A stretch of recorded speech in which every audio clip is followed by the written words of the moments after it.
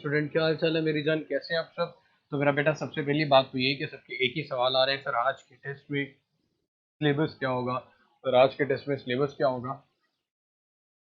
तो आज के टेस्ट का जो सिलेबस है वो थोड़ा सा जनरल होगा। वो जनरल इस सेंस में होगा भाई कि आपके पास जितने चैप्टर्स आप लोगों ने पढ़ लिए हैं और उनमें से कोशिश होगी कि 5-5 नंबर का जो टेस्ट है वो बना दिया जाए, क्योंकि अभी हमने इतना नहीं पढ़ा चैप्टर नंबर 9 के बारे में कि उसके बारे में कंप्लीटली इसी से पेपर है जो आपका बन सके। पंखा भी चला दें यार और इसको भी लाइव कर दें। इंटरफेरेंस का मेरा बेटा आज हमने फिनोमेना स्टार्ट करने हैं। What is called the interference. इससे पहले वाले चैप्टर में हम सुपरपोजिशन ऑफ टू वेव्स में इंटरफेरेंस के बारे में बड़े अच्छे से पढ़ चुके हैं। कल हम लोगों ने इसके इंट्रोडक्शन के बारे में पढ़ा, वेवफ्रंट के बारे में पढ़ा। आज हमें इंटरफेरेंस का जो कॉन्सेप्ट है उसको लेके चलना है। इंटरफेरेंस मेरा बेटा प्रीवियस चैप्टर में आप लोग पढ़ चुके हैं। Superposition of two waves, when two waves travelling in the same direction and having the same frequency they interact, या फिर क्या कह सकते हो मेरा बेटा, आपके पास ये दोनों इंटरफेयर इस तरह से करती हैं कि समटाइम्स इनका एम्पलीट्यूड इंक्रीज करता है और एक टाइम आपके पास एम्पलीट्यूड डिक्रीज करता है। वो कब होता है मेरा बेटा, जब आपके पास कंस्ट्रक्टिव इंटरफेरेंस हो रही हो तो रिजल्टिंग वेव का एम्पलीट्यूड हमेशा ज्यादा होता है, और जब डिस्ट्रक्टिव इंटरफेरेंस हो रही हो तो हमारे पास मेरा बेटा उसका एम्पलीट्यूड हमेशा डिक्रीज होता है। And when light is reflected by a denser medium it always go a phase change of phi. तो कुछ इंपॉर्टेंट बातें, कुछ इंपॉर्टेंट की पॉइंट्स मेरा बेटा सबसे पहले हम लोग पढ़ेंगे। लेकिन सबसे पहले मैं कंस्ट्रक्टिव और डिस्ट्रक्टिव इंटरफेरेंस की बात करूंगा, फिर उसके बाद लाइट की इंटरफेरेंस के लिए क्या कंडीशंस हैं, क्या जरूरी बातें हैं, उसके ऊपर मेरा बेटा बात होगी। तो लेकिन सबसे पहले मैं ये चाह रहा हूँ कि आप लोगों के जो कमेंट्स हैं वो मेरे सामने आ जाए। टेस्ट का सिलेबस मैं बार बार मेरा बेटा बता रहा हूँ कि टेस्ट के सिलेबस में मेरे बच्चे एक्चुअली क्या होगा कि अभी हमने चैप्टर नंबर 9 इतना नहीं पढ़ा कि उसमें से 30 एमसीक्यूज बन जाए। इसलिए मैंने ये सोचा हुआ है कि जितने चैप्टर्स आप लोग पढ़ चुके हैं उन चैप्टर में से 5-5 नंबर का एमसीक्यूज बेस्ड टेस्ट बना दिया जाएगा। सर प्लीज मेरा काम कर दें, प्लीज प्लीज प्लीज। आधे घंटे का टाइम है, प्लीज जितने पॉसिबल है। नहीं यार, किसी से करवा दें, खुद ना करें। हाँ सर ने कहा यार, इसलिए कह रहा हूँ। सर ये जुल्म है। चलो मेरा बेटा कोई बात नहीं, कभी कभी मोहब्बत के साथ साथ जुल्म भी जरूरी होता है मेरे बच्चों। क्या फायदा अगर आपकी वेव बिल्कुल स्ट्रेट लाइन में रहेगी, साइनोसाइडल नहीं होगी तो मेरा बेटा जिंदगी नहीं होगी, मौत हो जाएगी। इसलिए जी सब पढ़े जान के मेरा पुत्र, सब पढ़े जान के। नहीं नहीं, आपको पता है यार, फिजिक्स में तो आपको ऐसी कोई मुश्किल नहीं है। अब वैसे ही आइंस्टाइन, न्यूटन और पता नहीं क्या क्या चीजें हो मेरा पुत्र। इवन कि आप लोग तो हमें बताते हो कि हमें मेथडोलॉजी चेंज करनी चाहिए, ये करना चाहिए, वो करना चाहिए। तो इसलिए मेरा पुत्र, ये क्या हम 2 घंटे में कैसे रिवाइज करेंगे सारा। पुत्र जिवें एक महीना ला के तुसी इतना सिलेबस पढ़िया है ना, वो सारा सिलेबस दोबारा भी रिवाइज हो सकता है। एक ही दिन में टेस्ट होगा, यकीन करें, कसम खा के कह रहा हूँ। आपका जो टेस्ट होगा जनाब, वो जिसे कहते हैं एमडी कैट का जो टेस्ट होगा, यकीन करें वो एक दिन में हो रहा है। हाँ अगर वो ये करते ना कि लहदा 1 बाय 1 चैप्टर 1, आज चैप्टर 1 के लिए आपको बुला लिया, फिर चैप्टर 2 के लिए आपको बुला लिया, तो फिर उसके अलावा हम कर दें। सर इतना तो हम 2 आवर्स में कैसे करेंगे। सर जी सिलेबस बताएं, मैं लेट ज्वाइन किया सिलेबस। अच्छा, इतनी रोने वाली वैसे बात कोई नहीं थी जितना तुम लोग ड्रामा कर रहे हो। वैसे बहुत बड़ी माशाल्लाह। मुझे ये पता है कि मेरे बच्चे और फिल्में ना हो, ऐसा हो ही नहीं सकता, क्योंकि मेरे स्टूडेंट मेरा बेटा फिल्में ना हो ऐसा सवाल ही पैदा नहीं होता, क्योंकि इंसान को वही चीजें मिलती हैं जैसा वो खुद हो। तो मेरा बेटा अंदाजा है मुझे आप लोगों का, इतनी आसान से कॉन्सेप्ट के लिए आप लोग जनाब, फिर आप टेस्ट ले लें, नंबर्स की गारंटी नहीं। गारंटी तो मेरी और आपकी भी नहीं है। आज हम सब गए, सर कह रहे हैं दुनिया में आए हैं तो कुछ करके जाएं, लोग कहेंगे तो ना ये मेला लूट लिया। क्या बात है तो बेटा, मेरे ख्याल में तो वो ज्यादा शेर व शायरी के पुत्र पीछे पड़ी हुई, कल कम शायरों को बना करो।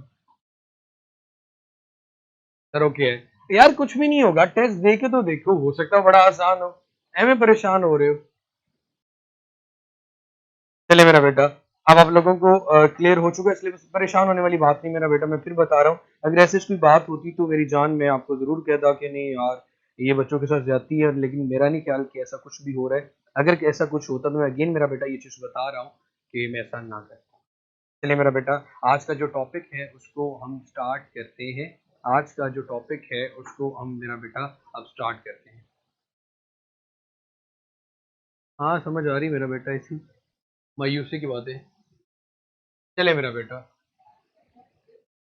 सबसे पहले इंटरफेरेंस का कॉन्सेप्ट रिवाइज करने से पहले आपको याद हो हमने सुपरपोजिशन ऑफ टू वेव्स पढ़ी थी। जब आपके पास वेव्स की फ्रीक्वेंसी और डायरेक्शन सेम हो तो इंटरफेरेंस का कॉन्सेप्ट था।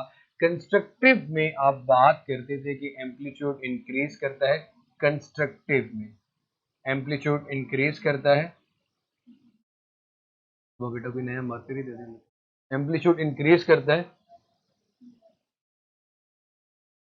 और डिस्ट्रक्टिव इंटरफेरेंस में एम्पलीट्यूड डिक्रीज करता है। ये बातें मेरा बेटा इससे पहले हम लोग डिस्कस कर चुके हैं। एम्पलीट्यूड डिक्रीज करता है, ऐसे तो ना कहो मेरा बेटा, आप मुझे ये कह रहे हो कि मैं क्लास में आया हूं तो आपका दिन खराब हो गया। अल्लाह माफ करे, देख लो यार कैसे स्टूडेंट्स हैं, टीचर को मुंह पे कह रहे हैं कि भाई आपकी वजह से हमारा जो दिन है वो खराब हो रहा है। लो वॉइस सजा रही है। जी मेरा बेटा बिल्कुल ठीक फरमाया, मंजिल तक पहुंचने के लिए कदम तो उठाना पड़ता है ना, कोई मुश्किल बात ही नहीं है आपके लिए मेरा पुत्र, मुझे पता है। सर साइड पे बोर्ड का टेस्ट ले मेरा बेटा, जितना सिलेबस हम कंप्लीट कर चुके हैं टिल वेव्स, स्टार्टिंग से टिल वेव्स, हर एक में से 5 MCQs, 5 MCQs from each unit will include for the test। यार भाई अल्लाह ताला आपको जन्नत में जगह दे। दुनिया ची जन्नत होवे ते आखिरत च जन्नत लभदी।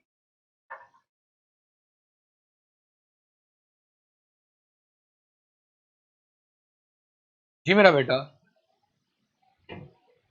अच्छा जब आप किसी को ये कहते हो ना कि जितना सिलेबस आज तक पढ़ा है वो सारा आज के टेस्ट में शामिल होगा, तो मेरा बेटा वो पहले ही परेशान हो जाता है हमरा। जी मेरा पुत्र बोलो। हाँ जितने जितने न्यूटन आइंस्टाइन सब बाहर निकलेंगे इंशाल्लाह। जी जी बिल्कुल। कासिम अली शाह का फैन, अल्लाह माफ, मैं तो कासिम अली शाह बेचारे को वैसे बड़ा टोन करता हूँ। मुझे पता है मेरा बेटा बहुत अच्छे हैं, बहुत ज्यादा अच्छे हैं, आई नो सर, बहुत ज्यादा आई नो मेरा बेटा, आप लोग बहुत ज्यादा अच्छे हैं। क्या मुझे तो तब पता चला सर मंडे को लेने की बहुत है। आई नो मेरा बेटा आप लोग बहुत अच्छे हैं, मुझे पता है। जन्नत हासिल को हासिल करना चाहता लेकिन मरना नहीं चाहता। ठीक है दुआ बेटा, साढ़िया करना जिम्मे बंदा बच गया ना।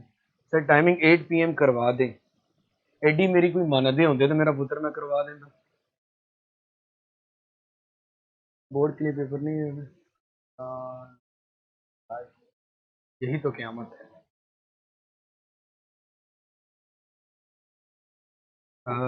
सर ऐसे वैसे सरप्राइज हमें नहीं पसंद मैंने बेटा, मैंने आपको सरप्राइज दिया भी नहीं है।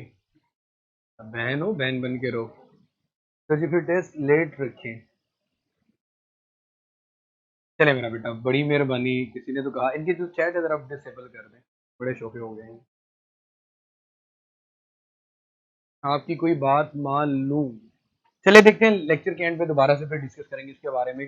तो जो सबसे ज्यादा लोगों का डिसीजन होगा उसके अकॉर्डिंग चलेंगे। ठीक है मेरा बेटा, इनकी चैट डिसेबल करना, चैट डिसेबल करें।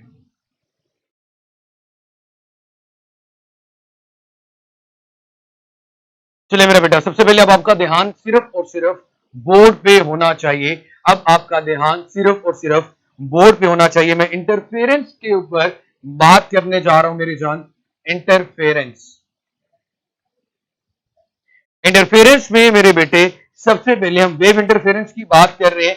तो रिजल्टेंट एम्पलीट्यूड, अभी मैंने कहा सबसे पहले इंटरफेरेंस में हम बात करते हैं कंस्ट्रक्टिव की। इससे रेलिवेंट जितने पॉइंट्स हैं मैं इसमें बता दूंगा, फिर उसके बाद मेरा बेटा इसके डिटेल में इसके सोर्सेज के बारे में जाएंगे। कंस्ट्रक्टिव इंटरफेरेंस में मेरा बेटा आप लोग क्या ऑब्जर्व करते हो कि रिजल्टेंट एम्पलीट्यूड हमेशा इंक्रीज करता है। रिजल्टेंट एम्पलीट्यूड हमेशा इंक्रीज करता है, resultant amplitude increases, resultant amplitude increases, resultant amplitude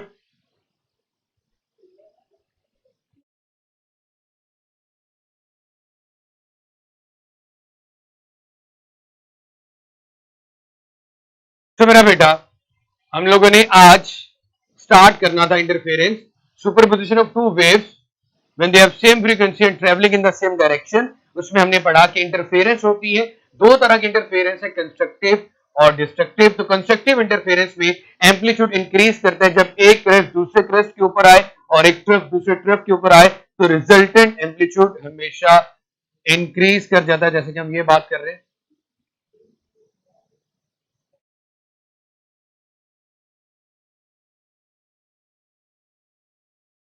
ये वेव 1 है ये वेव 2 है, ये वेव 1 है, ये वेव 2 है। एम्पलीट्यूड हमेशा इंक्रीज करेगा, कोई नहीं बुला रहा, मेरे क्या, सुनो, रिजल्टेंट एम्पलीट्यूड हमेशा इंक्रीज करेगा।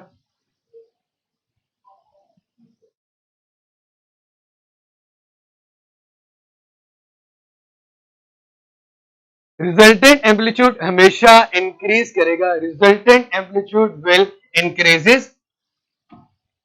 जैसे कि ये थर्ड वेव है, इसका एम्पलीट्यूड इंक्रीज कर जाएगा क्योंकि वेव क्रेस्ट के ऊपर क्रेस्ट और ट्रफ के ऊपर ट्रफ आ रहा है। यार ये पॉइंट ऑलरेडी हम लोग डिस्कस कर चुके हैं।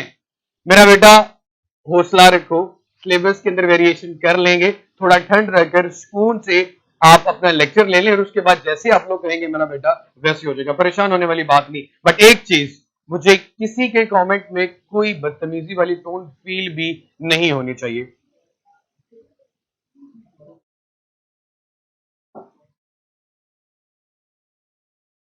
उसके बाद मेरा बेटा हमें एम्पलीट्यूड का कैसे पता चलता है? अगर साउंड वेव की बात करूं तो लाउडनेस इंक्रीज कर जाएगी कंस्ट्रक्टिव इंटरफेरेंस में।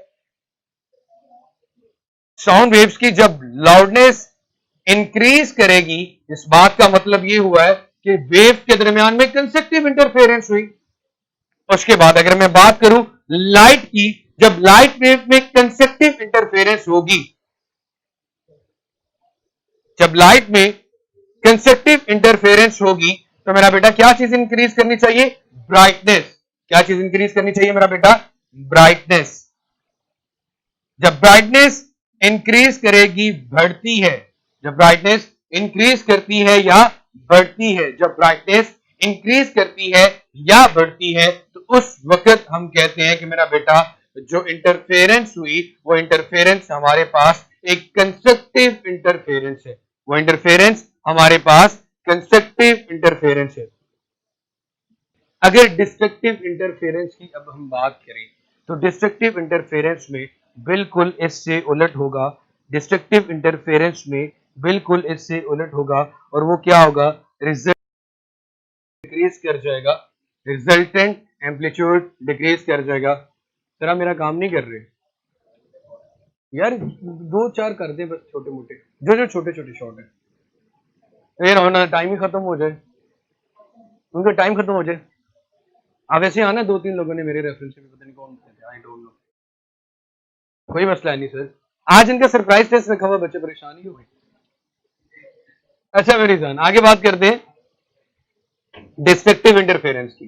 अब यहां तक क्लियर है, एम्पलीट्यूड इंक्रीज करता है। डिस्ट्रक्टिव में, इसको मैं रेज करने जा रहा हूं, डिस्ट्रक्टिव इंटरफेरेंस। मैं जितना स्लो एंड स्टडी पढ़ा रहा हूं ना यार, अगर आप लोग डॉक्टर नाना बने तो मैं खुद ही तुम लोगों को मार मूर देता।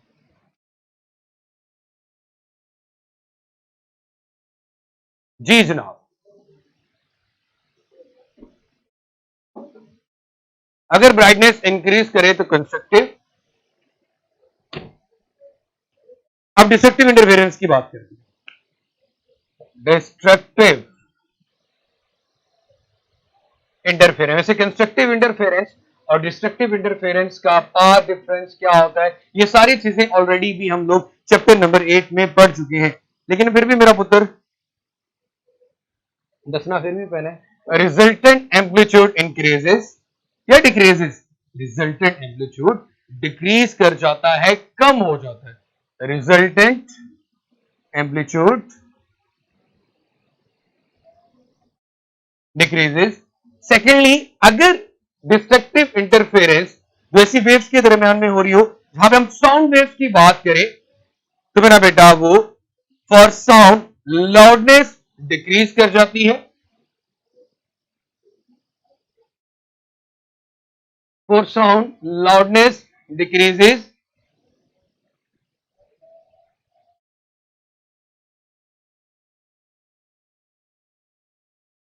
For sound loudness decreases. और लाइट की बात करेंगे तो मेरा बेटा आपके पास उसकी जो ब्राइटनेस है वो कम हो जाएगी। For light brightness decreases.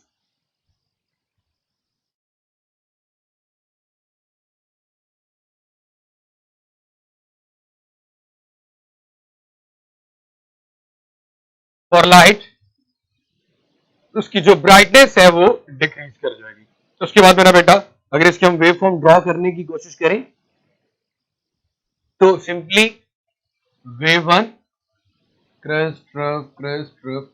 तो सेकंड वेव के लिए क्या होता था कि अगर इसका एक क्रस्ट है तो दूसरे का ट्रफ अगर उसके सामने आ गए, ट्रफ के सामने क्रस्ट आ जाए, ट्रफ के सामने क्रस्ट आ जाए, क्रस्ट के सामने ट्रफ आ जाए, तो उनका एम्पलीट्यूड डिक्रीज कर जाता है। ये वेव वन है, ये हमारे पास वेव टू है। तो रिजल्टेंट एम्पलीट्यूड में आपके पास सपोज एक स्ट्रेट लाइन आ जाती है, एम्पलीट्यूड डिक्रीज कर गया, रिजल्टेंट वेव का एम्पलीट्यूड आपके पास जीरो हो गया या फिर कम हो गया, कम कर गया या डिक्रीजेस हो गया।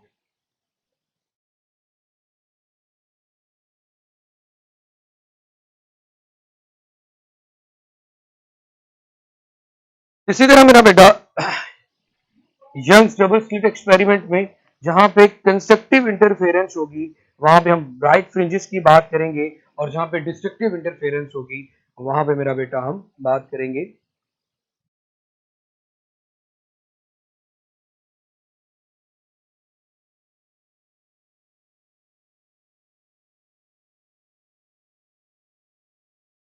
अब कंसेप्टिव इंटरफेरेंस में जो पाथ डिफरेंस होता है हमारे पास मेरा बेटा वो आ रहा होता है 1 लैम्डा, 2 लैम्डा, 3 लैम्डा। इस बात को वैसे इस तरह से एक्सप्लेन किया जाता है कंस्ट्रक्टिव इंटरफेरेंस में। अब यहां तक क्लियर है तो मैं इनके पाथ डिफरेंसेस की बात करता हूं। इसको मैं रेज करने जा रहा हूं मेरा बेटा। अब path difference for constructive interference and path difference for destructive interference. एक क्रस्ट के सामने एक क्रस्ट कब होता है और एक ट्रफ के सामने एक ट्रफ कब होता है? जब आपके पास एक पूरी वेव हो, जब आपके सामने एक पूरी वेव कंप्लीट होती है। लाइक अगर मैं ये बात करूं कि मेरे पास ये कोई एक वेव है और यहां पे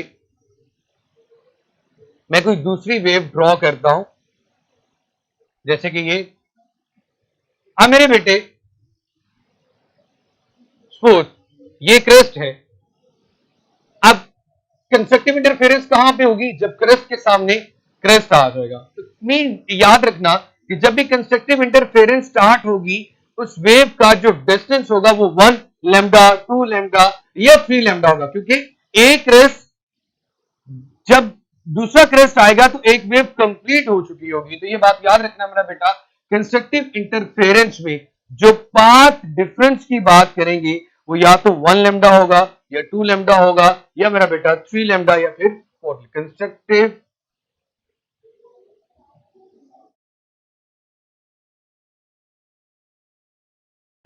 कंस्ट्रक्टिव इंटरफेरेंस में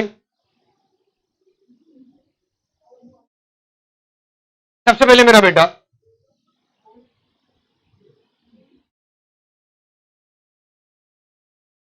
हम बात करते हैं मेरे बच्चे पाथ डिफरेंस की। So path difference 1 lambda, 2 lambda, 3 lambda, in general मैं लिख देता हूं भाईजान n लैम्डा होगा। और n 1 lambda, 2 lambda, 3 lambda, 4 lambda. ये कंस्ट्रक्टिव इंटरफेरेंस के लिए पाथ, एक वेव का दूसरी वेव से हमेशा कंस्ट्रक्टिव इंटरफेरेंस होगी। और अगर हम फेज डिफरेंस की बात करें तो एक वेव को कंप्लीट होने में अगर एंगल के लिहाज से बात की जाए तो वो एक वेव कहां तक जाती है मेरा बेटा, 0 से 2 पाई तक। इट मींस कि कंसेक्टिव इंटरफेरेंस में जो पाथ, जो फेज डिफरेंस है मेरी जान, वो आपके पास होगा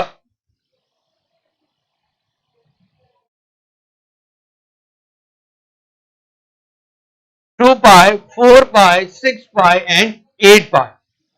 2 पाई, 4 पाई, 6 पाई एंड 8 पाई। ये मेरा पुत्र आप लोगों ने याद रखना है, पाथ डिफरेंस और फेज डिफरेंस। पाथ और फेज में क्या फर्क होता है, ये बड़े अच्छे से हम लोग मेरा बेटा कर चुके हैं। ये इंटरफेरेंस हमारे पास कंस्ट्रक्टिव इंटरफेरेंस की कंडीशन थी। उसके बाद मेरे बच्चे कंडीशन फॉर डिस्ट्रक्टिव इंटरफेरेंस, वहां उसके लिए एम लैम्डा लिख देते हैं। लेकिन एक चीज मेरा बेटा, वो आपके पास होगा odd multiple of half wavelength. Odd multiple of half wavelength मतलब 1 पे 3 पे, लेकिन 3 लैम्डा बाई 2, 1 लैम्डा बाई 2, ये हमारे पास मेरा बेटा पाथ डिफरेंस आएगा। मैं यहां पे इस साइड पे डिस्ट्रक्टिव इंटरफेरेंस के लिए लिखता हूं, ये सिर्फ कंस्ट्रक्टिव इंटरफेरेंस और डिस्ट्रक्टिव इंटरफेरेंस जो आप लोग ऑलरेडी पढ़ चुके हैं, उसी को रिकॉल करवा रहा हूं ताकि आपको याद हो जाए। और उसी के बाद सिर्फ 2 पॉइंट बताऊंगा और इंटरफेरेंस का कॉन्सेप्ट सारा क्लियर हो जाएगा। सबसे पहले मेरा बेटा पाथ डिफरेंस की बात करें तो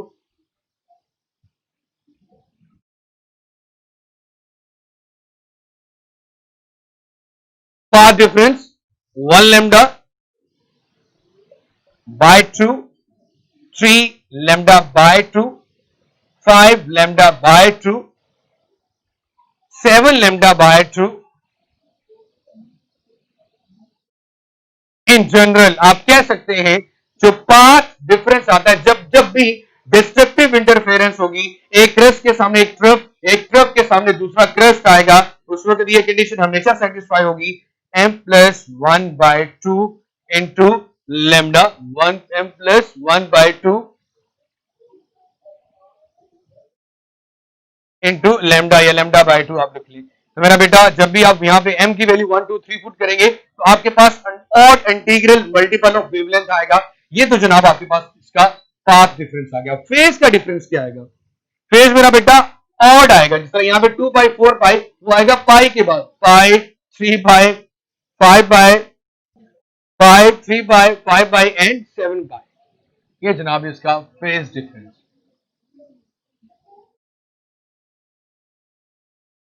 ये वो सारे कॉन्सेप्ट हैं जो इससे पहले हम लोग रिवाइज कर चुके हैं।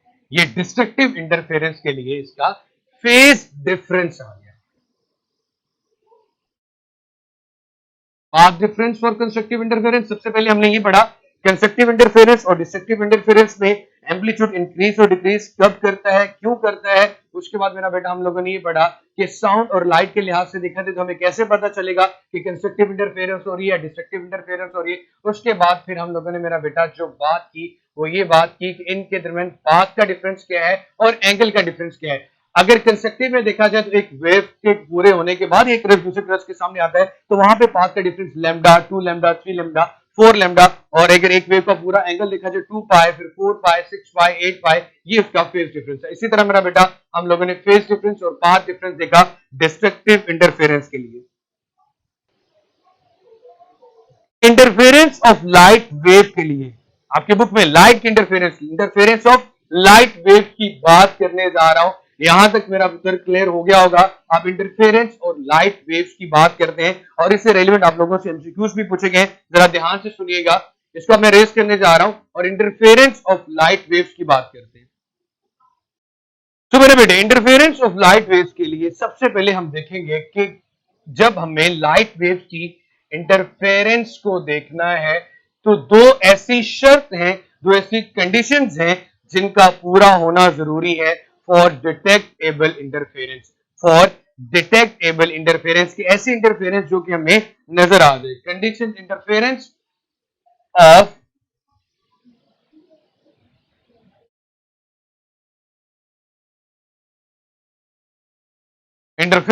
Of light wave. मेरा बेटा सबसे पहले conditions for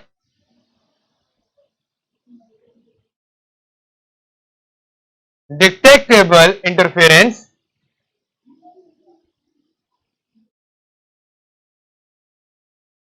conditions for detectable interference, मेरा बेटा दो कंडीशंस होनी चाहिए. Rays must be monochromatic. जिन लाइट रे की इंटरफेरेंस की आप बात कर रहे हैं वो मोनोक्रोमेटिक हो. मोनोक्रोमेटिक का मतलब सेम कलर, सिंगल वेवलेंथ और उनके दरमियान जो पाथ डिफरेंस है वो जीरो हो. पहली कंडीशन क्या है जनाब? मोनोक्रोमेटिक हो.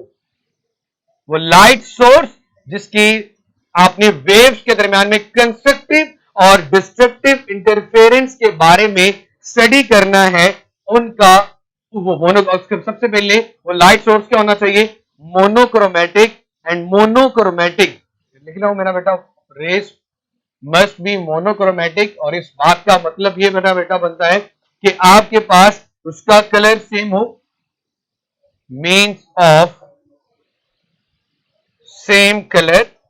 सेकंड पॉइंट मेरा बेटा उसका ये बनता है कि आपके पास उसकी जो वेवलेंथ अगर में कलर सेम होगा, वेवलेंथ भी सिंगल ही आएगी, सिंगल वेवलेंथ.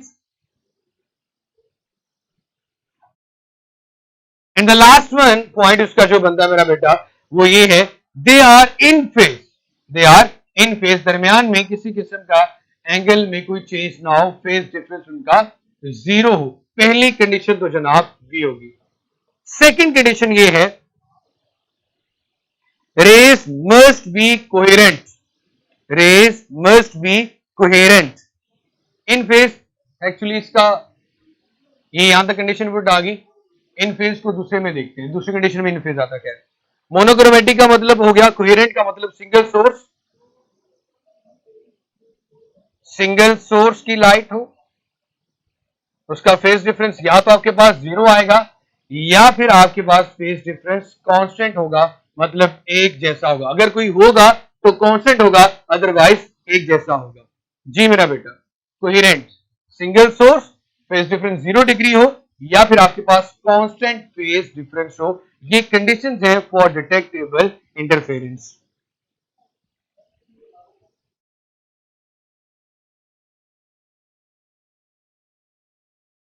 अगर आपके पास कोई ऐसी बीम है जो कि मोनोक्रोमेटिक नहीं है, इसका मतलब है उसकी वेवलेंथ भी चेंज होगी, उसकी फ्रीक्वेंसी भी चेंज होगी. लाइट या नॉन मोनोक्रोमेटिक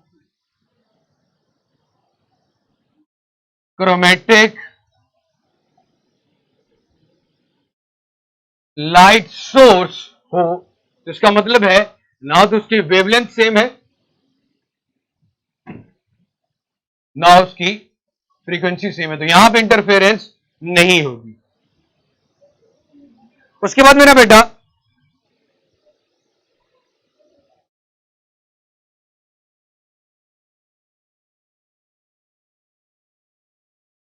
एक एमसीक्यूज आप लोगों से पूछा जाएगा. मैं कुछ एमसीक्यूज आप लोगों के सामने रख देता हूं, फिर उसके बाद मेरा बेटा फिर उनको एक्सप्लेन भी करूंगा.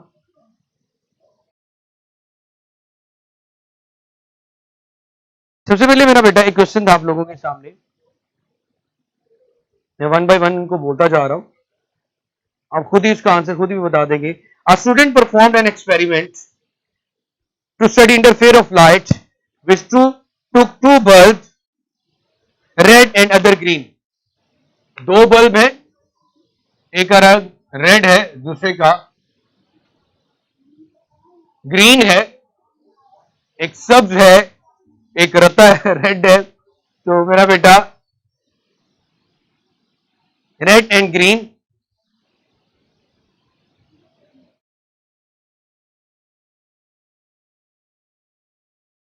and allowed to their light to come out of two small holes and strike at a wall. Similarly, what will be observed? क्या आपको दो डिफरेंट कलर की लाइट से किसी किस्म की इंटरफेरेंस ऑब्जर्व करोगे? डार्क, ब्राइट, किसी किस्म की कोई चीज आपको नजर आएगी? ये मेरा बेटा मैंने अभी नहीं दिया, इसको भी बताता हूं. ये बताएं जरा, क्या आपको, जी जी मेरा पुत्र दुआ, मुझे पता है, जरा हौसला तो रखिए. यहां तक मुझे बताएं कि अगर दो डिफरेंट कलर की लाइट रेस एक दीवार के ऊपर फॉल कर रही हो, क्या ये पॉसिबल है कि वो इंटरफेयर करें और आपके पास कंस्ट्रक्टिव या डिस्ट्रक्टिव इंटरफेरेंस आ रही हो?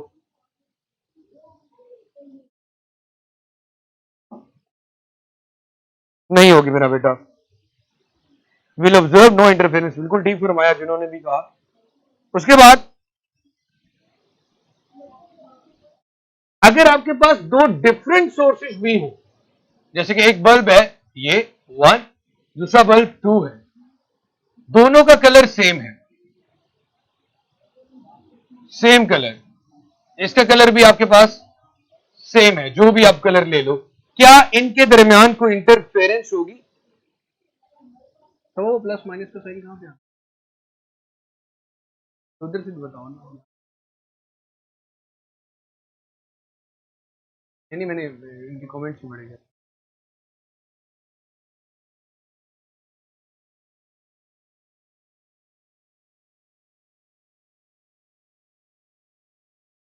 लाइट शॉर्ट, चले मेरा बेटा, जब दो डिफरेंट सोर्सेज हो, कलर भी सेम है, क्या इंटरफेरेंस होगी?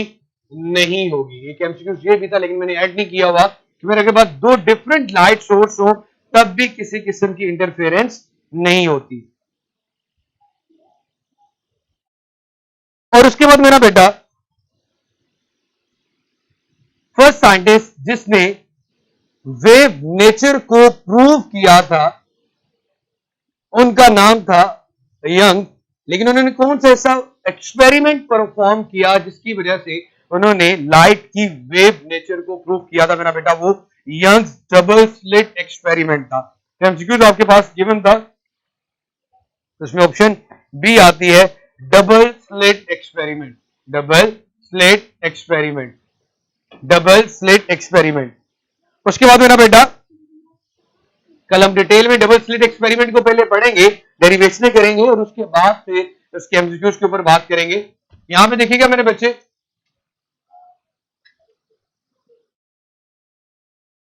हमारे पास हाँ करवा लिया फ्रांस में किया आधे बच्चों को, दो स्लिट्स का हम लोगों ने यूज किया था मेरा बेटा। और यहां पे एक स्क्रीन आएगी। सबसे पहले एक क्वेश्चन आप लोगों से ये पूछा गया कि आप मेरा बेटा क्या एक्चुअली ऑब्जर्व करते हो, कौन कौन से फिनोमेना ऑब्जर्व करोगे मेरा बेटा यंग्स डबल स्लिट एक्सपेरिमेंट में? तो मेरे बच्चे दो फिनोमेना होते हैं इन जनरल। सबसे पहले होती है मेरा बेटा डिफ्रैक्शन, लाइट का डिफ्रेक्ट होना, और उसके बाद मेरा बेटा होती है इंटरफेरेंस। डिफ्रैक्शन भी होती है, इंटरफेरेंस भी होती है। लाइट यहां से डिफ्रेक्ट होकर फैलती है ना, और यहां पे जाके क्या होती है स्क्रीन के ऊपर इंटरफेरेंस। तो दोनों आंसर आते हैं, इंटरफेरेंस भी और डिफ्रैक्शन भी। उसके बाद मेरा बेटा अंडर ऑब्जर्वेशन, हम स्क्रीन के ऊपर जिस फिनोमेना को देखते हैं मेरा बेटा, वो फिनोमेना हमारे पास इंटरफेरेंस का होता है, वो फिनोमेना हमारे पास इंटरफेरेंस का होता है, ये फिनोमेना हमारे पास इंटरफेरेंस का होता है। और इसके अलावा दो एमसीक्यू जो आप लोगों को दिए गए,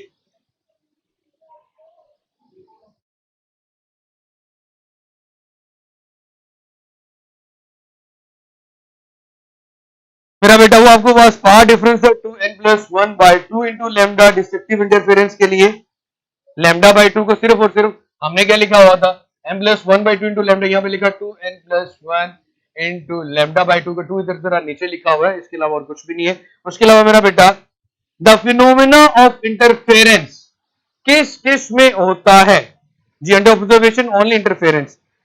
the phenomena of interference is shown by longitudinal wave, electromagnetic transfer. तो मेरा बेटा हर एक टाइप की wave, all kind of the wave shows the phenomenon of interference। मैंने साउंड की बात भी की थी, मैंने लाइट की बात भी की थी, मैंने साउंड की बात भी की थी मेरे बच्चे, और मैंने लाइट की बात भी की थी।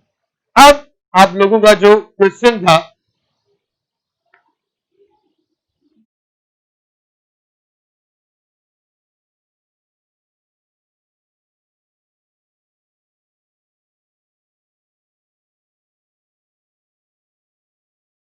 जी मेरा बेटा, अब बच्चे हम बात करते हैं आपके टेस्ट के सिलेबस के बारे में। मैं दो ऑप्शंस दूंगा, इन दो ऑप्शंस में से आपने कमेंट करके बताना है कि हाँ इसको डन कर दे। मेरा बेटा विच वन थर्ड एमसीक्यू कौन से वाला था? मैंने पांचों के पांच बता दिए हैं।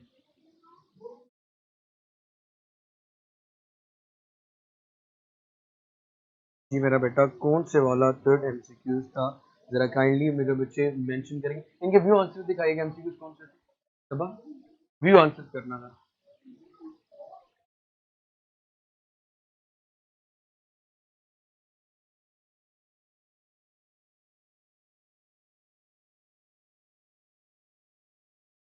अच्छा करेक्ट।